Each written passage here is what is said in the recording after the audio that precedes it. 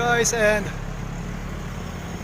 since my last operation, open appendectomy, 6 months ago, nagbike ulit ako dito papuntang Wawa. So enjoying the sight, it's cool, drizzling, malamig ang hangin. So sana with the help of the Lord, bumalik na yung lakas ko.